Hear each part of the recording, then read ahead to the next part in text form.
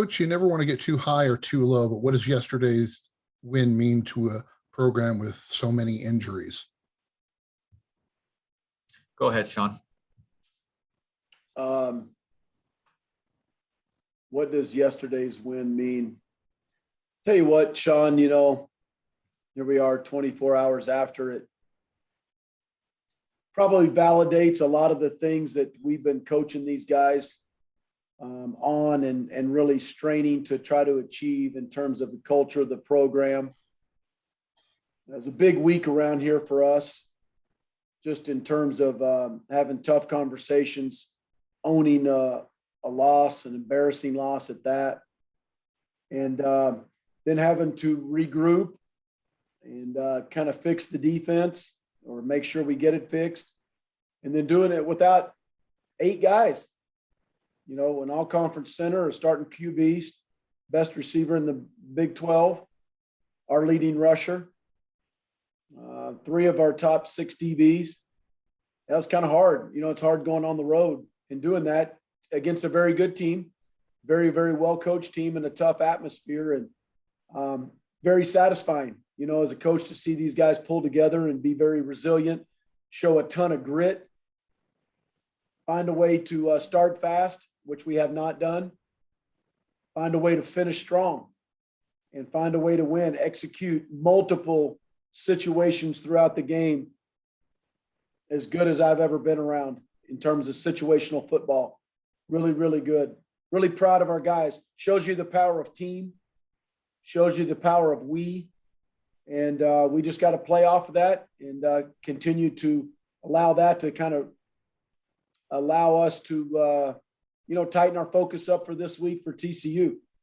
And sad as we were, upset as we were, as embarrassed as we were last week, we feel that good this week. But now what it needs to do is inspire us to go back and to restart all over again.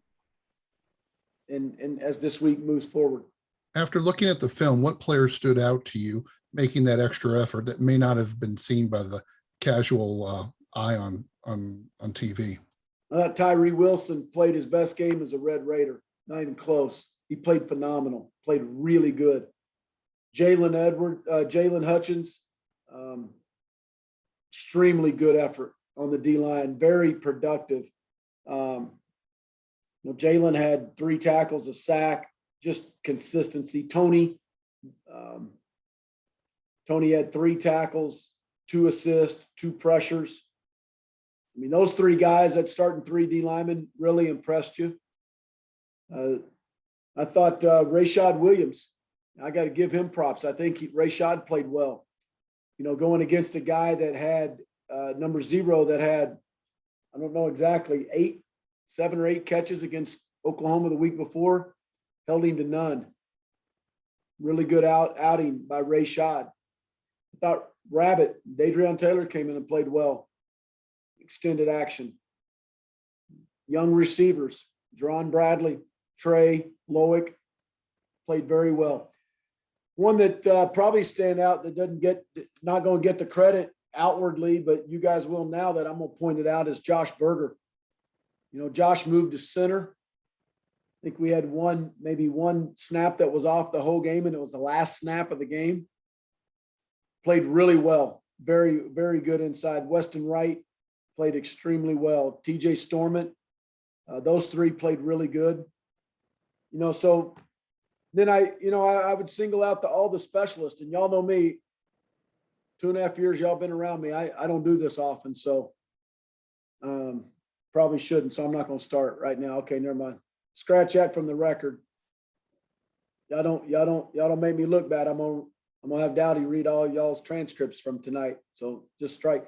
Those guys played well. The specialists played well. Let's leave it at that. I'm not going to jinx them. All right. Go to David Collier. Coach, you kind of talked about it there earlier, but what was the key to you guys getting off to that fast start? Especially against a West Virginia team going into that contest, just hadn't given up any red zone touchdowns. Well, that was a West Virginia team that had played outstanding in the first quarter for their first 4 games. We hadn't played very good. Y'all know that.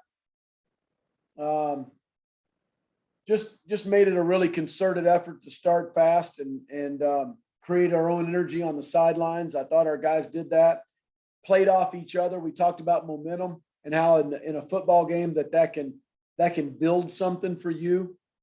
We did it at times in the Houston game with some of those turnovers in the third quarter, but we needed to do it early, David.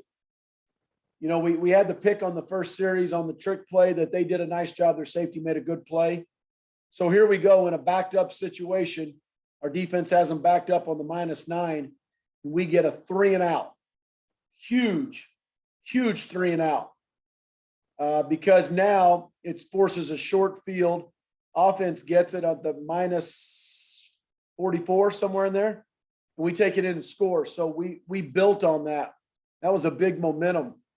Then we get the strip sack. Schooler gets the strip sack. Boom, short field, touchdown, not field goal, but touchdown. So back to back, those two was a stop and a touch and a fumble and a touch. Used momentum and really played off each other, and something we talked about and tried to really stress. Really proud of those guys because we got opportunities and we did it. You also mentioned it there a minute ago. I mean, how big is just this win for the belief of everybody on the team? Because you mentioned it, you don't have all of these weapons on offense and everything like that. And even then you're able to overcome that early turnover and build this with a bunch of guys, like you said, that not that you haven't relied on before in the past, but I mean, you're relying on these guys in the first quarter and they're coming through. Yeah.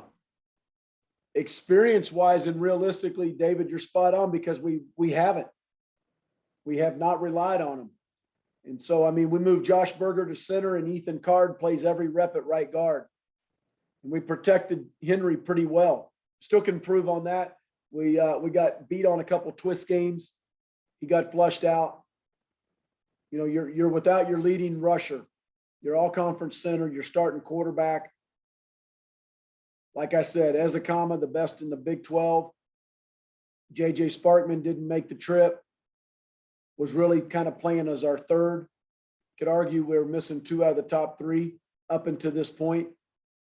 So for the offense to do what they did and to be really, really efficient, have 1 turnover, and it was on a trick play, and it really, honestly, it didn't really hurt us because it was inside the 10. Pretty good performance. If you know, and I think it does give us confidence. But you know, we all have, you celebrate, and we certainly did. And then you move on and you go to this game. But I think we'll all look back at the end of the year. And I think we'll talk a little more about this win in Morgantown, to be honest with you. And I don't want to try to over dramatize it right now in the middle of the season, but that was a huge win for us in this program too. We'll go to Ronald Clark. Coach, obviously Henry didn't have a touchdown, but he threw for over 200 yards, didn't turn the ball over, and he showed a lot of that patience that you were talking about that he has in the pocket. What did you make of his performance in that game? Really good. I mean, he threw for 266. I think he had, 10 or 11 incompletions. 4 of them were drops. I think 3 were throwaways. You start looking at throwaways and drops and take those off his stats, which I know y'all don't, but we do. We look at that from a consistency measure. He played really good. A lot of guts.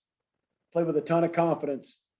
Kid did not get rattled in a very, very tough environment against a D-line that had just played very, very good against Oklahoma, and a D-line that's very good. And a D-line that's one of the better ones in this league. And then obviously in the second half, they started to gain a little bit momentum for the Mountaineers, but your defense in the end was, able to hold them and secure that win for you guys. What did the defensive performance mean, going forward? I wish we'd have had more turnovers. We got 1 turnover and we got a 4th down stop, which was huge. We count that as a turnover in our building. But I'm going to tell you the 2 red zone forced field goals in the red zone, either one of those, that's 4 points. 8 total, huge plays in the game. And I mean, with 6 minutes to go in the 4th quarter, when they had 1st and 10 on the 12 and we forced a field goal, you could argue that was as big a play. And then maybe the 3rd down play to Loic, I think to open the first play of the 4th quarter. I mean, that's when the crowd was really, really into it. We took the crowd out of it with our play in the first half. The crowd got back into it in the third quarter, and they were loud. And that, I said this, it was about 38 seconds, 36 seconds, somewhere in there at the end of the third quarter. And I said, let's take the quarter. Let's take the quarter. Let's let this crowd die out a little bit during the TV timeout, because it was really getting loud. So we go through the 3-minute TV timeout, and I think the crowd got louder. So I wasn't so sure that whatever. But the opening play of the fourth quarter, it was rocking, and they got in man coverage, which they rarely do. They played man free, and Loic made a really good move and a really good release and good throw and catch, and that explosive that led to that field goal was a big play in the game. We'll go to Carlos Silva. Hey, Matt, I know you mentioned it, but just in terms of the decision to go to Josh Berger at center, what kind of spurred that? Because I know on the depth chart you had Clayton Franks number 2 to Dawson. So I guess what kind of made that decision? And then obviously kind of getting some other guys like Ethan Card back on the offensive line. Certainly it worked out for y'all. Yeah, Carlos Berger played center quite a bit in spring ball while Dawson was out rehabbing his shoulder. So Josh had a ton of reps, live reps, scrimmage reps at center. We felt really good about him. Ethan continues to keep progressing. Proud of Ethan. So it was probably more that than maybe the way the depth chart initially reads. So I guess in terms of that, how many days, I guess, did Josh have to kind of prepare, even though, like you said, he got some reps during the spring, but obviously it's got to be a lot to kind of handle for a guy that kind of has to be the quarterback of the offensive line, so to speak, and kind of get everything going for y'all. Yeah. And tremendous job by Josh, more in terms of leadership than that. Carlos, he sits in the same O-line meeting. I mean, they don't have separate meetings or anything. He snaps in CQ, center quarterback exchange, every single day of practice. He's taken practice reps there, but it was just obviously an extended time from Tuesday through the end of the week. Last one from me, kind of asking the Dawn question, but what's the status of Reggie Pearson and Kosai Eldridge, if you've heard anything on them after last night? Yeah, still day to day. I'm looking for more of a final answer on the next couple of days for Reggie, and we'll have to just see about Kosai here in the next 24 hours, really. Go to Joe Yeager. Yeah, Coach, when you were earlier asked about players who stood out, the first 3 guys you mentioned were D linemen. And now those guys were just coming off a really rough game against the University of Texas. And then they turn around and they're the first guys you mentioned as the top players. How do you explain that incredible sort of turnaround for those guys? We challenged them, Joe. Really challenged them, had hard conversations. They accepted the challenge. They owned everything. We own stuff better as coaches. We do it together. And you get back to the basics, from getting a call to getting in your stance to getting aligned correctly, and then running like you're going to the electric chair that night and going. And that's the way those guys played, the way they practiced all week. And now that would lend you to think, well, that means they had really cruddy practices. No, that deal that happened in Austin is still hard to explain. I know we're all past it, but that was part of your question, but tremendous performance by them. And I'm really proud of them. Now that we know they can do it, Joe, and they're caught on tape doing it, we expect it a lot more often now. All right. And my last question, what is the key? With TCU coming up as a tough team, what's the key to making sure that these guys don't sort of like exhale and kind of relax? Like after we've done all the heavy lifting at West Virginia, and now, we almost take a breather or something. I mean, that seems almost like would be kind of a natural reaction. And how do you avoid something like that? Yeah, sure hope not. Already taking steps to avoid that, Joe. Like I said, as bad as we felt last week at this time is as good as we feel now. But it's about resetting everything, going back to work, not skipping steps, having a sense of urgency to change, sense of urgency as in changing for the better, a sense of urgency of improvement, still things to clean up out of this game for each position and most every individual.